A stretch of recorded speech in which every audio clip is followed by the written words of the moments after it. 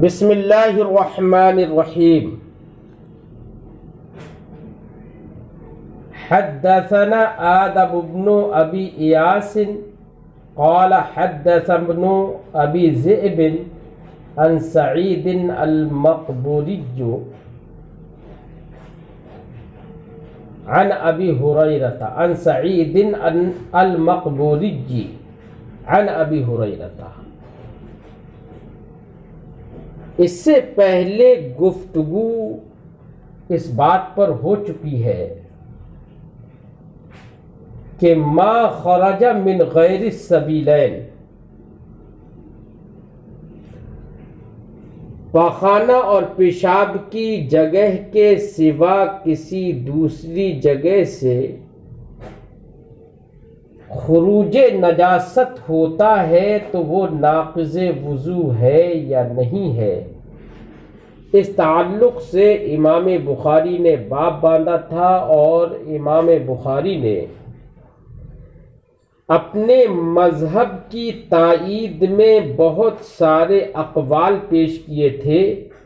جن کا تفصیلی ذکر کل کے سبق میں ہوا۔ ہم نے ان کا جواب بھی ذکر کیا تھا۔ اصل میں امام بخاری علیہ رحمت والرضوان شافعی المسلک ہیں،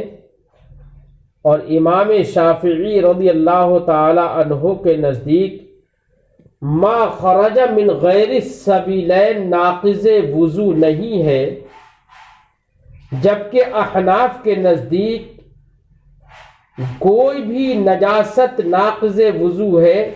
چاہے وہ سبیلین سے نکلے یا غیر سبیلین سے نکلے،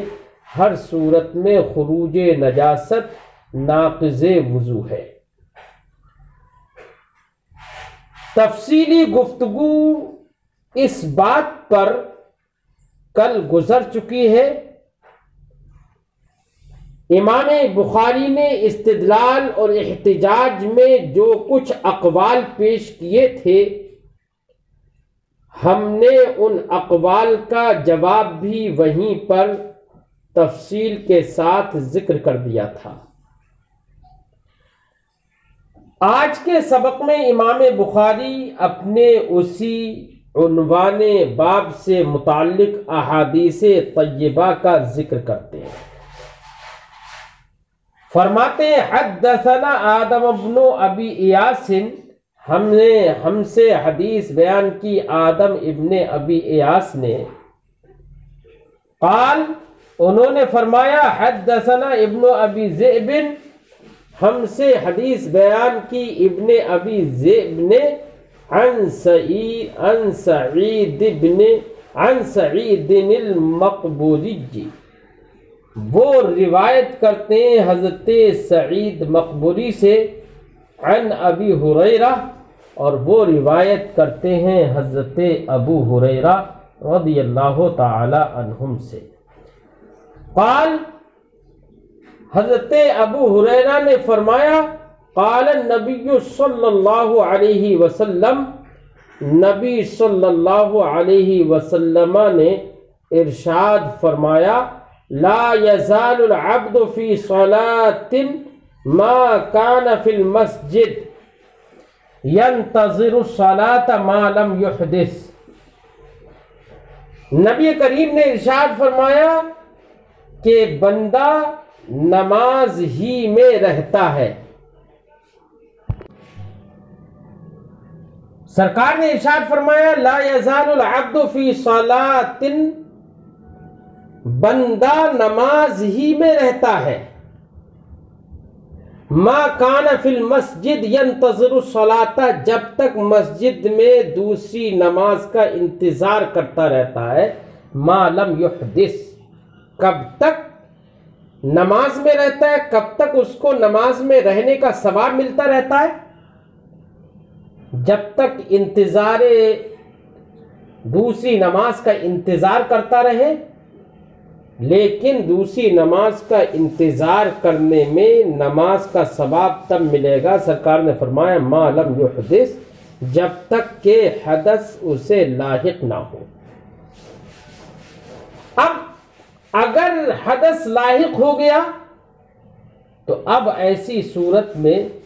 ناقض وضو پا لیا گیا، وضو اس کا ٹوٹ گیا، اب اس کا نماز میں رہنے کا اب ثواب اسے نہیں ملے گا۔ اب اس حدیث پاک سے اچھا اگلے کا جملہ اور پڑھ لیتے ہیں۔ فقال رجل اعجمی، تو ایک عجمی آدمی نے پوچھ لیا، کہا، عجمی کا مطلب یہ ہوتا ہے عربی کے علاوہ جتنی بھی زبانیں جاننے والے یا جو بات کو صحیح سے نہیں بیان کر سکیں وہ سب عجمی ہیں۔ یہاں تک کہ کوئی عربی شخص بھی ہو لیکن وہ اپنے معافی ضمیر کو ادا کرنے کے لیے صلاحیت نہ رکھتا ہو تو ایسے آدمی کو بھی عربی لوگ عجمی ہی کہتے ہیں۔ فقال رجل اعجمی، ایک عجمی شخص نے کہا، مل حدث یا ابا ہریرہ، اے ابو ہریرہ حدث کیا ہے؟ کہ سرکار نے فرمایا جب تک کہ حدث لاحق نہ ہو اس وقت تک وہ نماز ہی میں رہتا ہے، تو یہ حدث کیا ہے؟ قال، تو حضرت ابو ہریرہ رضی اللہ تعالی عنہ نے فرمایا، الصوت، حدث آواز ہے، الصوت سے مراد یعنی الضراقہ، الضراقہ جو حضرت ابو ہریرہ فرمایا،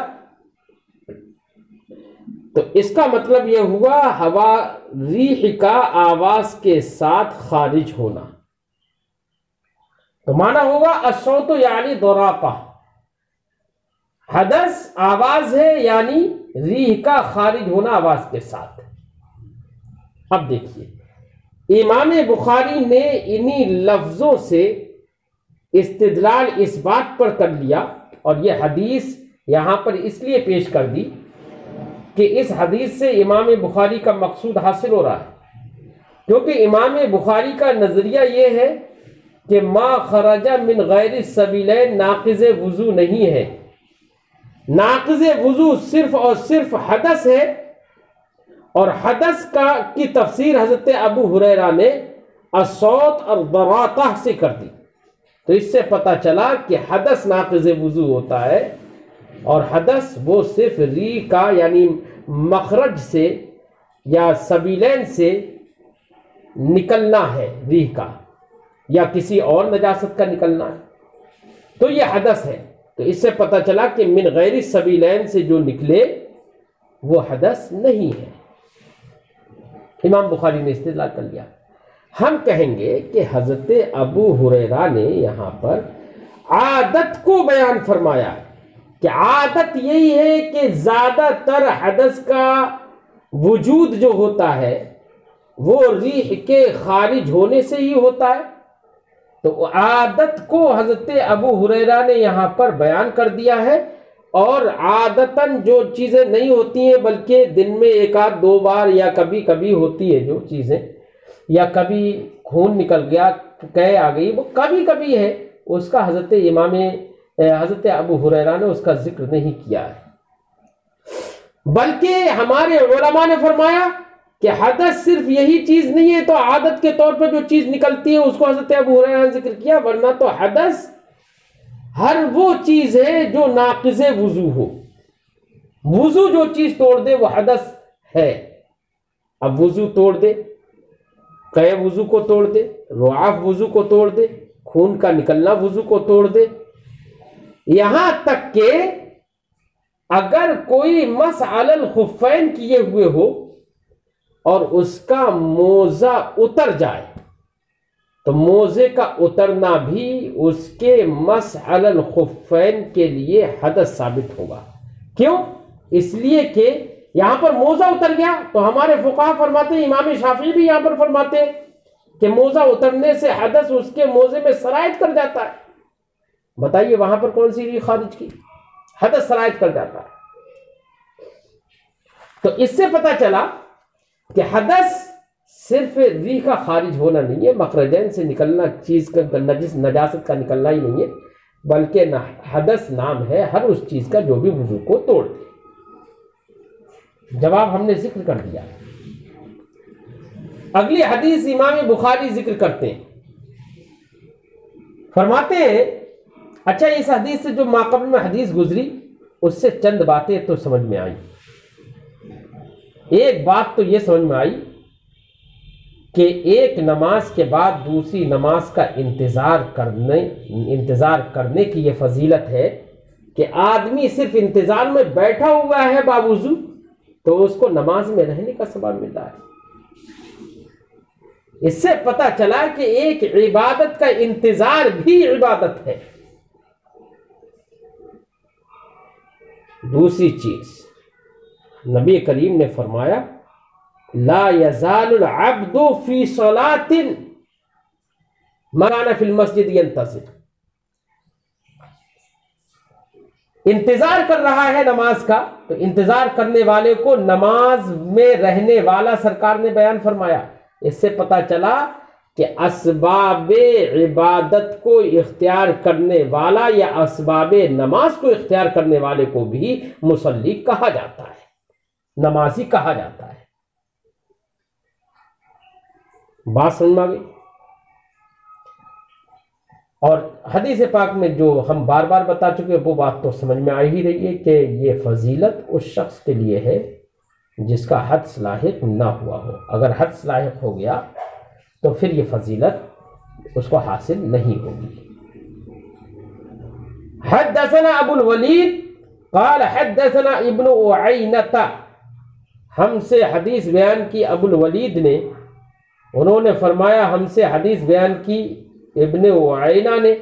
عن الزہری, وہ روایت کرتے ہیں امام زہری سے, عن عباد ابن تمیم, وہ روایت کرتے ہیں عباد ابن تمیم سے, عن عمہ, وہ روایت کرتے ہیں اپنے چچا سے, عن النبی, اور وہ روایت کرتے ہیں نبی کریم صلی اللہ علیہ وسلم سے. قال, سرکار نے ارشاد فرمایا لا ينصرف حتى يسمع صوتا او یجد ریحا, بلکہ لا ينصرف اسے پڑھ لیجئے جزم کے ساتھ, نہ پھرے, پھیرے نہیں, نہ پھرے, حتی یسمع صوتا او یجد ریحا, یہاں تک کہ آواز کو سن لے یا بدبو محسوس کر لے. اب یہ نبی کریم کے اس فرمان سے امام بخاری نے استدلال اس بات پر کیا کہ سرکار نے فرمایا کہ نماز اگر کوئی شخص پڑھ رہا ہے تو وہ نماز کو چھوڑ کر نہ جائے اگر اس کو شبہ ہو گیا کہ اس کا وضو ٹوٹ گیا ہے. یہاں تک کہ سرکار نے فرمایا کہ حتی یسمع صوتا, کہ ریح خارج ہونے کی آواز کو سن لے, او یجد ریحا, یا بدبو محسوس کر لے. یعنی اس حدیث پاک سے امام بخاری جو استدلال کرنا چاہتے ہیں وہ یہ کہ نماز تب تک نہیں چھوڑے گا جب تک کہ ریح کا خارج ہونے کا اسے یقین نہ ہو جائے. اس سے استدلال امام بخاری نے اس بات پر کر لیا کہ اگر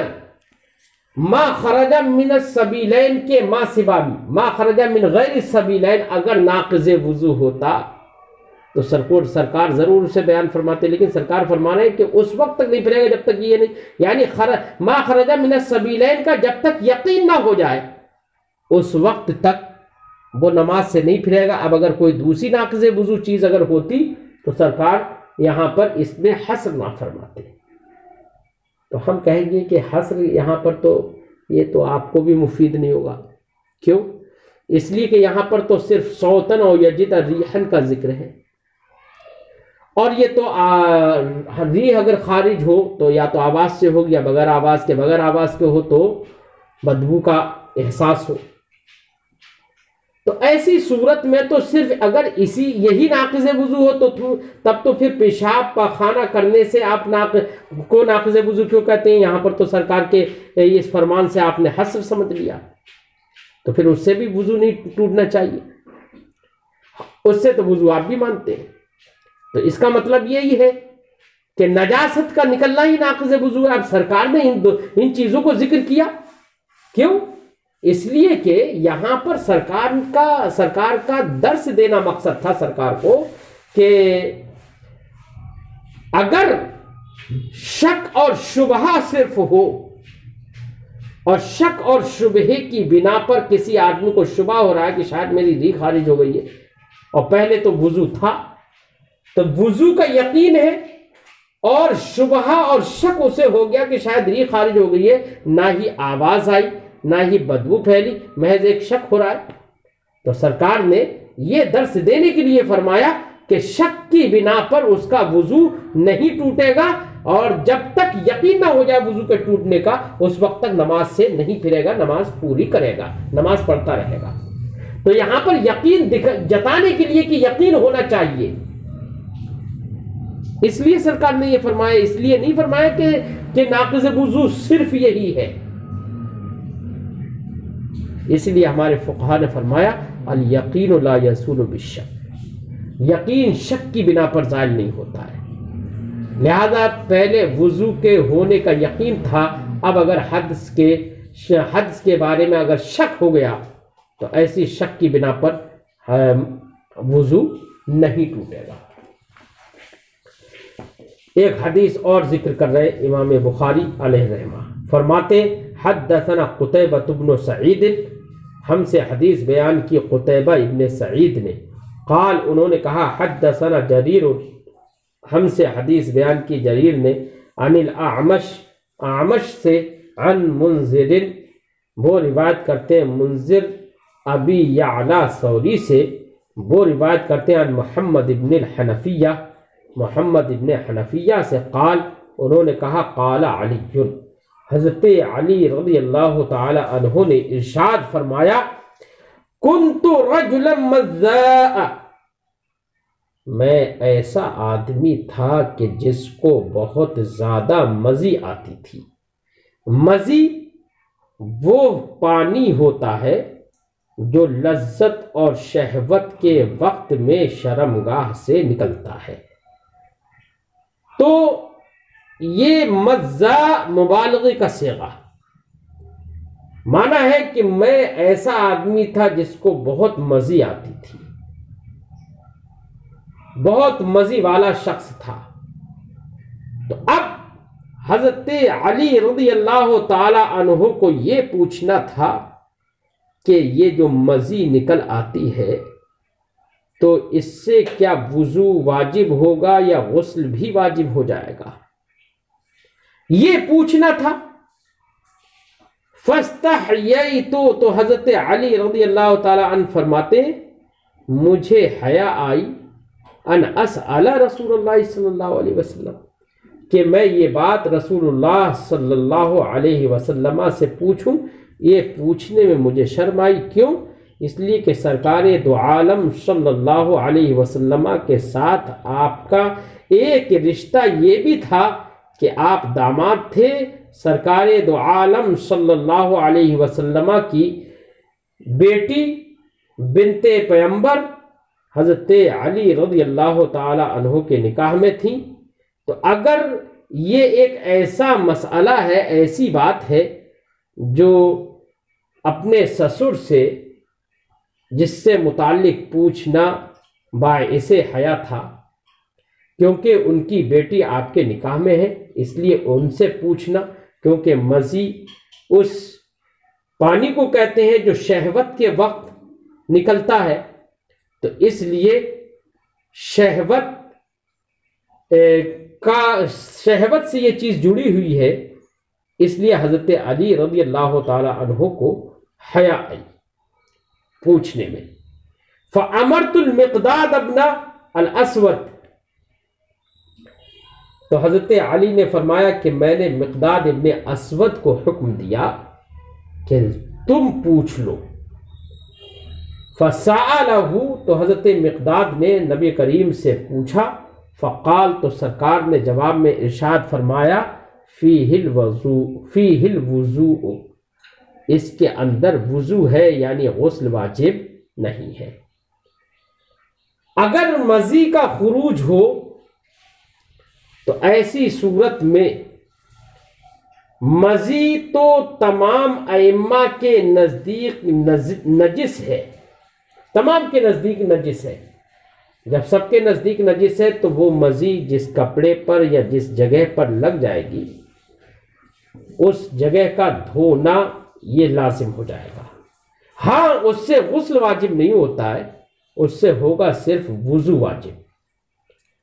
امام بخاری نے اس کو اس پر ذکر کیا کہ دیکھیے ما خرج من السبیلین سے وضو واجب ہو رہا ہے۔ ناقض وضو وہ چیزیں ہیں جو سبیلین سے نکلتی ہیں، جیسے کہ اس حدیث سے مزی کے بارے میں معلوم ہوا۔ تو عنوان باب سے امام بخاری نے اس حدیث کو مربوط کر دیا اور مناسبت معلوم ہو گئی۔ لیکن ہمارا جواب وہی ہے کہ اس حدیث پاک میں یہ ہرگز نہیں ہے کہ صرف وضو اسی سے واجب ہوتا ہے۔ سوال چونکہ مزی کے بارے میں تھا، سرکار نے جواب مزی کے بارے میں دے دیا۔ سوال میں حصر نہیں تھا کہ کیا اسی سے، اگر سوال میں یہ حصر ہوتا کہ کیا اسی سے ہی وضو واجب ہوتا ہے، پھر سرکار فرماتے کہ ہاں اسی سے وضو واجب ہوتا، تب تو سمجھا جا سکتا تھا۔ لیکن نہ سوال میں حصر ہے نہ جواب میں حصر ہے، تو ایک چیز کو سوال کے جواب میں ذکر کر دینا اس سے یہ لازم نہیں آتا کہ دوسری چیزیں ناقض وضو ہے ہی نہیں۔ وَرَوَاهُ شُعْبَةُ عَنِ الْأَعْمَشِ، امام بخاری فرماتے اس حدیث کی روایت شعبہ نے اعمش سے کی ہے۔ جیسے کہ مذکورہ یہی حدیث جب اس کی سند بیان کی تھی تو اس میں تھا حدثنا جریر، ہم سے حدیث بیان کی جریر نے روایت کرتے ہوئے اعمش سے۔ ایسے ہی ایک دوسری سند یہ بھی ہے کہ حضرت شعبہ نے اعمش سے روایت کی، اور اس سند میں یہ تھا کہ جریر نے اعمش سے روایت کی۔ اس سے پتہ چلا کہ حضرت اعمش سے اس حدیث کا سماع حضرت شعبہ کو بھی حاصل ہے اور حضرت جریر کو بھی حاصل ہے۔ امام بخاری ایک اور حدیث ذکر کر رہے ہیں، فرماتے حدثنا سعد بن حفص، ہم سے حدیث بیان کی سعد بن حفص نے، حدثنا شیبان، ہم سے حدیث بیان کی شیبان نے، عن یحییٰ، وہ روایت کرتے ہیں حضرت یحییٰ سے، عن ابی سلمۃ، وہ روایت کرتے ہیں ابو سلمہ سے، ان عطاء ابن یسار، کہ حضرت عطاء ابن یسار، اخبرہ، اس نے بتایا، یعنی ابو سلمہ کو حضرت عطاء ابن یسار نے خبر دی، کس بات کی؟ ان زید ابن خالد اخبرہ، کہ زید ابن خالد نے انہیں بتایا، انہیں خبر دی ہے، کیا؟ انہ سأل عثمان ابن عفان، کہ حضرت زید ابن خالد نے عثمان ابن عفان رضی اللہ تعالی عنہما سے سوال کیا، قلت، تو کہا کہ میں نے کہا، ارائیت اذا جامع فلم یمنی، ارائیت، آپ کا کیا نظریہ ہے، اذا جامع، جب کوئی مرد اپنی شریک حیات سے مجامعت کر لے، فلم یمنی، امنا یمنی، امنا انزال منی کرنا، فلم یمنی، اور پھر اس سے انزال منی اس سے نہیں ہوا، یعنی انزال نہیں ہوا، تو اس صورت میں مجامعت کی، انزال نہ ہوا، تو کیا ایسی صورت میں غسل واجب ہوگا یا صرف وضو واجب ہوگا؟ قال عثمان، تو حضرت عثمان رضی اللہ تعالی عنہ نے جواب دیا، یتوضأ کما یتوضأ للصلاۃ، وضو کرے گا جیسے کہ نماز کے لیے وضو کرتا ہے، ویغسل ذکرہ، اور اپنی شرمگاہ کو دھو لے گا۔ قال عثمان، حضرت عثمان نے کہا، سمعتہ من رسول اللہ صلی اللہ علیہ وسلم، میں نے یہ بات رسول اللہ صلی اللہ علیہ وسلم سے سنی ہے، فسألت عن ذلك علیًا، تو اس کے بارے میں نے حضرت علی سے پوچھا، والزبیر، حضرت زبیر سے بھی پوچھا، وطلحہ، اور طلحہ سے، وابی ابن کعب، حضرت ابی ابن کعب رضی اللہ تعالیٰ عنہ، فامروہ بذلک، تو ان حضرات نے بھی وضو کرنے کا ہی حکم دیا۔ اب ایک بات سنیے، امام بخاری کا تو مقصد آپ نے سمجھ لیا ہوگا، کیونکہ امام بخاری تو یہ نظریہ رکھتے ہیں، امام شافعی تو یہ نظریہ رکھتے ہیں کہ ما خرج من غیر السبیلین ناقض وضو نہیں ہوتا، بلکہ ناقض وضو صرف پاخانہ پیشاب ہی ہوتا ہے، ان کے علاوہ کوئی اور چیز ناقض وضو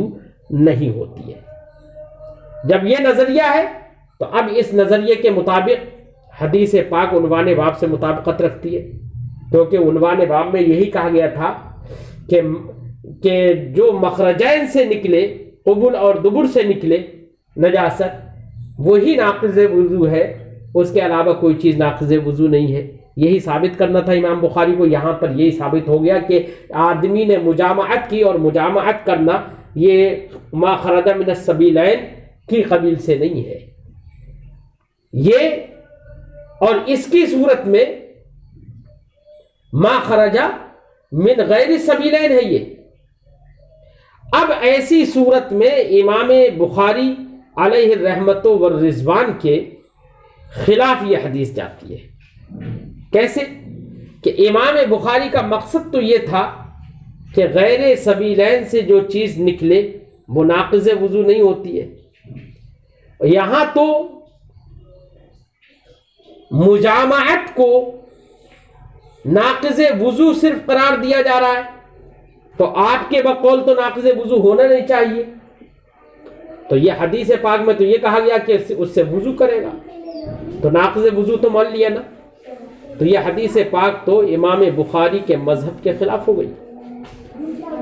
ایک بات۔ اب دوسری بات کی ہم تحقیق کرتے ہیں۔ دوسری بات یہ ہے کہ اس حدیث پاک میں مجامعت کی صورت میں صرف وضو کا قول کیا گیا ہے کہ وضو کر لے نماز کی طرح، اور موضع نجاست کو دھو لے، شرمگاہ کو دھو لے، باقی غسل کرنے کی ضرورت نہیں ہے۔ اس سے یہ تو سمجھ میں آیا۔ جبکہ یہ صرف ناقض وضو نہیں ہے، بلکہ غسل واجب ہو جائے گا اس صورت میں، اور یہ بات کہ غسل واجب ہو جائے گا، یہ بات بالاجماع بات ہے یہ کہ غسل واجب ہو جائے گا، تو یہ حدیث پاک تو سبھی کے خلاف ہوگی۔ علامہ بدر الدین عینی علیہ الرحمت والرضوان نے اس جگہ پر ارشاد فرمایا ہے کہ یہ حدیث بالاجماع منسوخ ہے۔ یہ حدیث بالاجماع منسوخ ہے۔ کیوں منسوخ ہے؟ کیونکہ اس بات پر بعد میں اجماع ہو گیا کہ جماع سے غسل واجب ہو جاتا ہے، انزال ہو یا نہ ہو۔ ہاں، ابتدائے اسلام میں کچھ صحابہ کرام نے یہ سمجھا کہ غسل تبھی واجب ہوتا ہے جبکہ انزال ہو جائے، نزول منی کے بغیر غسل واجب نہیں ہوتا ہے، اور انہوں نے استدلال اس حدیث سے کیا جو حدیث پاک میں نبی کریم نے ارشاد فرمایا ہے، الماء من الماء،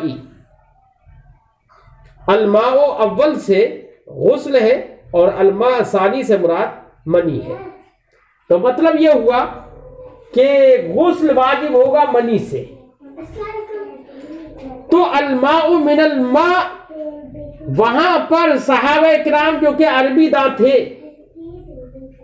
ان لوگوں نے اس سے یہی سمجھا کہ غسل جو واجب ہوتا ہے وہ صرف منی کے خروج سے ہوتا ہے، لہذا اگر کسی شخص نے مجامعت کی لیکن انزال نہیں ہوا تو اس پر غسل واجب نہیں ہوگا۔ یہی قول بعض حنابلہ نے کیا، لیکن یہ ابتدا میں تھا، لیکن بعد میں تمام فقہا، تمام صحابہ و تابعین اور فقہا اور ائمہ مجتہدین سب کا اجماع ہو گیا اس بات پر کہ مجامعت یہ موجب غسل ہے، صرف ناقض وضو نہیں۔ سب کا اجماع ہو گیا۔ جب سب کا اجماع ہو گیا تو بالاجماع یہ حدیث پاک، جس سے یہ معلوم ہوتا ہے کہ صرف موجب وضو ہے، یہ حدیث پاک بالاجماع منسوخ ہوگی۔ ایک دوسری حدیث پاک ہے، امام بخاری نے اس حدیث کو اپنے یہاں پر بخاری میں بھی ذکر کیا ہے، جس حدیث پاک میں یہ ہے کہ حضرت ابو ہریرہ رضی اللہ تعالیٰ عنہ سے مروی ہے کہ رسول اللہ صلی اللہ علیہ وسلم نے ارشاد فرمایا اذا جلس بین شعابها الاربع ثم جاہدها فقد وجب الغسل۔ اور ایک دوسری حدیث میں یہ ہے اذا التقى الختان الختان فقد وجب الغسل، جب ایک شرمگاہ دوسری شرمگاہ سے مل جائے تو غسل واجب ہو جاتا ہے۔ اور اس حدیث میں اذا جلس بین شعابها الاربع ثم جاہدها سے مراد مجامعت ہے، فقد وجب الغسل۔ اب مجھے بتائیے ان روایتوں میں کہیں پر یہ ہے کہ انزال ہوا ہو تبھی غسل واجب ہوگا؟ بلکہ یہاں پر کیا ہے، مجامعت ہی سے فرمایا گیا کہ غسل واجب ہو جائے گا۔ تو ان احادیث طیبہ کی بنا پر وہ حدیث جس میں یہ کہا گیا کہ وضو واجب ہوگا غسل واجب نہیں ہوگا، وہ حدیث پاک بالاجماع منسوخ ہے۔ اب ایک اور حدیث امام بخاری ذکر کرتے ہیں، حدثنا اسحاق بن منصور، ہم سے حدیث بیان کی اسحاق بن منصور نے، قال انہوں نے کہا اخبرنا نضر، ہمیں خبر دی نضر نے، قال انہوں نے کہا اخبرنا شعبۃ عن الحکم، ہمیں خبر دی شعبہ نے روایت کرتے ہوئے حکم سے، عن زکوان ابی صالح، وہ روایت کرتے ہیں زکوان ابی صالح سے، عن ابی سعید الخدری، وہ روایت کرتے ہیں حضرت ابو سعید خدری سے، ان رسول اللہ صلی اللہ علیہ وسلم، کہ رسول اللہ صلی اللہ علیہ وسلم نے ارسل الی رجل من الانصار، انصار کے ایک صاحب کی طرف بلاوا بھیجا، ان کو کہا کسی کو بلاوا بھیجا کہ جاؤ ان کو بلا کر لے آؤ، فجاء ورأسه يقطر، تو وہ انصاری صحابی سرکار کی بارگاہ میں جیسی بلاوا، جب ان کے پاس سرکار کا جیسی بلاوا پہنچا فوراً وہ اپنے گھر پر سیدھے چلے آئے سرکار کے پاس، فجاء ورأسه يقطر، تو سرکار کی بارگاہ میں آ گئے اس حال میں کہ ان کا سر قطرے ٹپکا رہا تھا، یعنی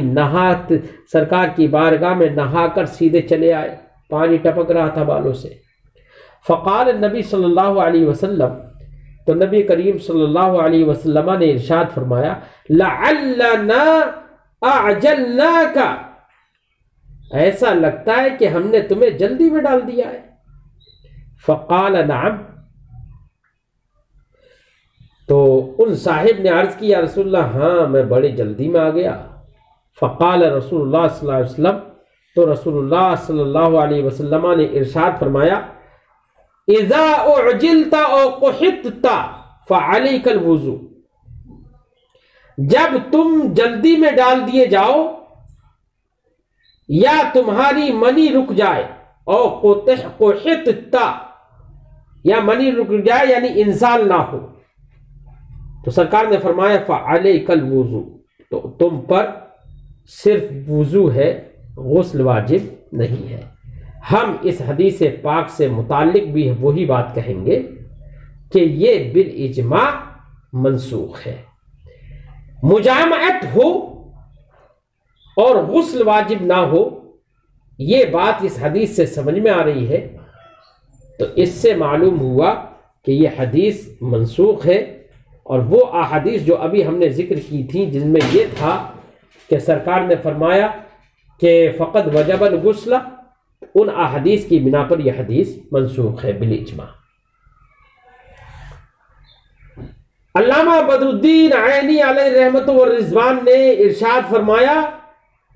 کہ اہل علم ائمہ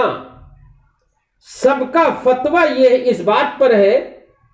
بالاجماع اس بات پر فتویٰ ہے کہ التقائے ختانین سے غسل واجب ہو جاتا ہے، باقی ہم اس سے پہلے بیان کر چکے، تو یہ حدیث پاک بھی منسوخ ہوگی۔ امام بخاری آگے فرماتے ہیں وَتَابَعَهُ وَهْبٌ، اس حدیث پاک کی روایت کرنے میں وہب نے متابعت کی ہے، یعنی نضر بن شمیل کی متابعت وہب ابن جریر نے کی ہے۔ قال، کہا، حدثنا شعبہ، ہم سے حدیث بیان کی شعبہ نے۔ قال ابو عبداللہ، حضرت ابو عبداللہ فرماتے ہیں کیا؟ ولم یقل غندر و یحییٰ عن شعبہ، کہ غندر اور یحییٰ نے شعبہ سے جب روایت کی تو انہوں نے نہیں کہا الوضوء، یہ نہیں کہا، یعنی انہوں نے یہ بات نہیں کہی کہ الوضوء یعنی وضو کا ذکر نہیں کیا، فعلیہ الوضوء یہ ذکر نہیں کیا انہوں نے۔ تو اب ان کا ذکر نہ کرنے سے شاید امام بخاری کا اس سے مقصد یہ بتانا ہے کہ انہوں نے وضو کا ذکر نہیں کیا کہ فعلیہ الوضوء، کہ اس پر صرف وضو ہے۔ اس سے شاید اشارہ اس بات کی طرف ہے کہ اسی حدیث کی دوسری سندیں جو ہے اس میں وضو کا ذکر نہیں ہے۔ اس کا مطلب یہ ہے کہ یہ حدیث دوسری سندوں سے آئی ہے تو اس میں وضو کا ذکر نہیں ہے، تو متن جو ہے اس کا مضطرب ہے۔ جب متن میں اضطراب ہے تو اب یہ حدیث لائق استدلال نہیں رہے گی، اس لیے وہ احادیث جن میں یہ ہے کہ غسل واجب ہوگا وہ احادیث انہی کو ترجیح ہوگی، اور ان احادیث کی بنا پر اس حدیث کو ہم منسوخ بھی کہیں گے۔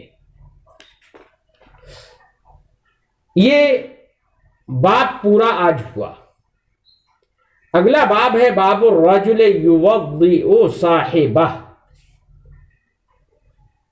کہ اس شخص کا بیان یا اس شخص کے حکم کے بیان میں جو اپنے ساتھی کو وضو کرائے۔ کس کو؟ اپنے ساتھی کو وضو کرائے۔ یعنی امام بخاری اس باب سے یہ بتانا چاہیں گے کہ اگر آپ دوسرے کے اعضائے وضو دھلوانے میں